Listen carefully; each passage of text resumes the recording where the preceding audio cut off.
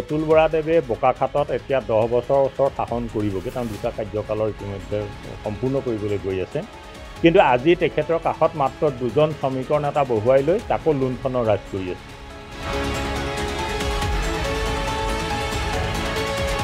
অসম গণ পৰিষদৰ দৰে ৰাইজৰ দলে কেতিয়াও অসমৰ ৰাইজক নঠগে।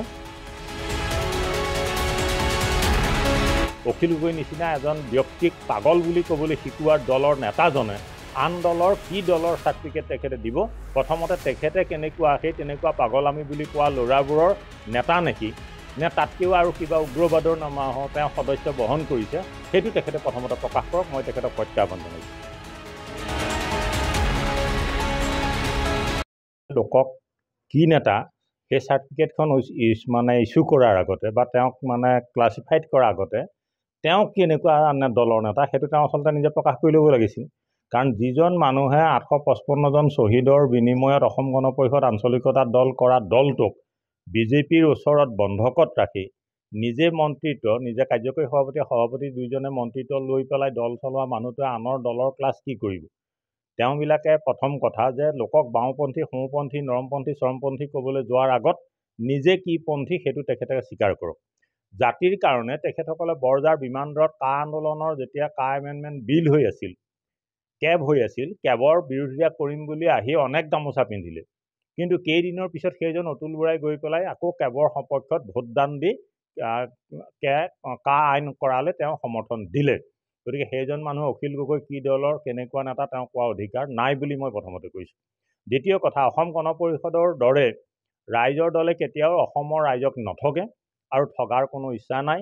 অখিল গগৈদেৱে এতিয়া যি নেতৃত্ব বহন কৰিছে আঞ্চলিকতাবাদী চিন্তাধাৰাৰে অসমৰ জনগণৰ বাবে, অসমৰ সম্পদৰ বাবে, অসমৰ সৰ্বহাৰাৰ কাৰণে তেখেতে মাত মাতি গৈছে। গতিকে ইয়াত আঞ্চলিকতাবাদী চৰিত্ৰ প্ৰকাশ পাইছে নাই আপোনালোকে সকলোৱে জানে। আমি বাওঁপন্থী, সোঁপন্থী কোনো নিজৰ পৰা আমি চাৰ্টিফিকেট দিবলৈ নিদিওঁ, আমাৰ কামেই তেওঁৰ পৰিচয়। আৰু মই প্ৰত্যাহ্বান জনাম যে অতুল বৰাদেৱে লোকৰ ৰাজনৈতিক স্থিতি সম্পৰ্কত বক্তব্য বিচাৰি ফুৰোৱাতকৈ ফুলকমলীয়া ল'ৰাৰ হতুৱাই অখিল গগৈ নিচিনা এজন ব্যক্তিক পাগল বুলি ক'বলৈ শিকোৱাৰ দলৰ নেতাজনে আন দলৰ কি দলৰ চাৰ্টিফিকেট তেখেতে দিব? প্ৰথমতে তেখেতে কেনেকুৱা সেই তেনেকুৱা পাগলামী বুলি কোৱা ল'ৰাবোৰৰ নেতা নেকি, নে তাতকৈও আৰু কিবা উগ্ৰবাদৰ নামত তেওঁ সদস্য বহন কৰিছে, সেইটো তেখেতে প্ৰথমতে প্ৰকাশ কৰক। মই তেখেতক প্ৰত্যাহ্বান জনাইছোঁ। সেইটো আমি খুব দৃঢ়তাৰে কৈছোঁ যে অতুল বৰাদেৱে বোকাখাতত এতিয়া 10 বছৰৰ ওচৰত শাসন কৰিবগৈ, তেওঁ দুটা কাৰ্যকালৰ ইতিমধ্যে সম্পূৰ্ণ কৰিবলৈ গৈ আছে। কিন্তু আজি তেখেতৰ কাষত মাত্ৰ দুজন শ্ৰমিকৰ নেতা বহুৱাই লৈ তাকো লুণ্ঠনৰ ৰাজ কৰি আছে। তাৰ বাহিৰে অসমৰ কোনো শ্ৰমিকৰ কাৰণে কেতিয়াও তেওঁ ক'তো মতা নাই। অসম বিধানসভাতো তেখেতে শ্ৰমিকৰ কোনো প্ৰশ্ন উত্থাপন কৰা নাই। বোকাখাত বিধানসভা সমষ্টিত 19খন বাগিচা আছে আৰু শ্ৰমিকৰ প্ৰায় 34,000 ভোট আছে। এই 34,000 ভোটটো তেখেতক লাগে, কিন্তু কোনোদিন তেখেতে শ্ৰমিকৰ কাৰণে মতা নাই। শ্ৰমিকৰ ভূমি আইন, শ্ৰমিকৰ ভূমি অধিকাৰ, শ্ৰমিকৰ দৰমহা, শ্ৰমিকৰ চিকিৎসা, শ্ৰমিকৰ শিক্ষা। আমি এটা কথা দাবী কৰিছিলোঁ যে বাগানৰ যিখন শ্ৰমিক আছে তেখেতসকলৰ শিক্ষা ব্যৱস্থাটোৰ কাৰণে অতুল বৰাই ব্যৱস্থা গ্ৰহণ কৰক। কিন্তু আজি কোনো কৰা দেখা নগ'ল। কোনো বাগানত এতিয়া ভাল পৰ্যায়ত ব্যৱস্থাটো একো নাই। ৰাস্তা পদূলি কোনো বাগানৰ ভাল নহয়। আৰু এতিয়াও তেখেতসকলে শ্ৰমিক হিচাপে ৰখাটো বিচাৰিছে, কাৰণ শ্ৰমিক হৈ থাকিলে তেখেতসকলৰ ভোট বেংকটো অটুট থাকিব।